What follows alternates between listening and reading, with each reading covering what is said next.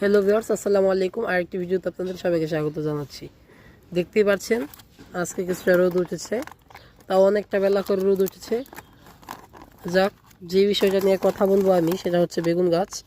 আমি বেশ কয়েকটা বেগুন গাছ লাগিয়েছিলাম, আপনারা সবাই জানেন। তো ছাদে আমার 3টা বেগুন গাছ লাগানো হয়েছিল, একটা মরে গেছে, সেটাকে আমি যত্ন তেমন করতে পারিনি।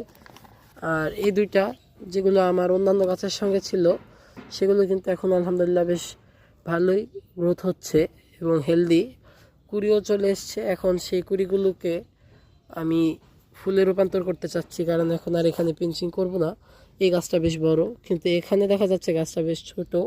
সেই কারণে এখানে কিন্তু আমি আগা থেকে ফুলের কুড়িটা ভেঙে দেব, আর গাছটাকে একটু বড় হওয়ার জন্য ছেড়ে দেবো। একটু বড় হওয়ার পরে এর থেকে ফল দেবো। আর যেহেতু বেগুন গাছ, এটা শীতের পরেও আশা করি বেশ কিছুদিন আমাকে ফল দেবে।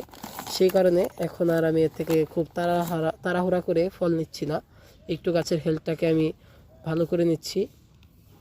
আর মরিচ গাছ যে লাগিয়েছিলাম সেগুলো সম্পর্কেও আপনাদেরকে জানিয়েছিলাম। এই যে এখানে ছিল মরিচ গাছ একটা, এখানে ছিল একটা, আমার 2টা মরিচ গাছ নষ্ট হয়ে গেছে। এখানে আমি এখন একটা ডালিয়ার গাছ লাগিয়েছি, দেখতেই পাচ্ছেন।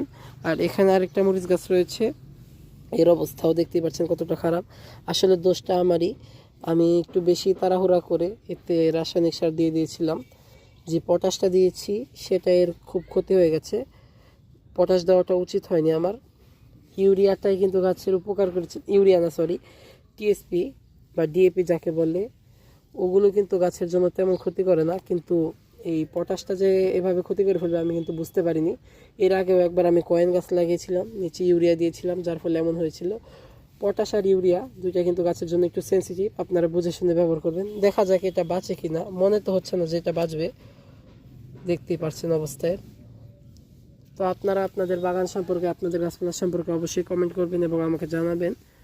এবং ভিডিওটি ভালো লাগলে একটি লাইক করে চ্যানেলটি সাবস্ক্রাইব করবেন। ধন্যবাদ সবাইকে। আসসালামু আলাইকুম।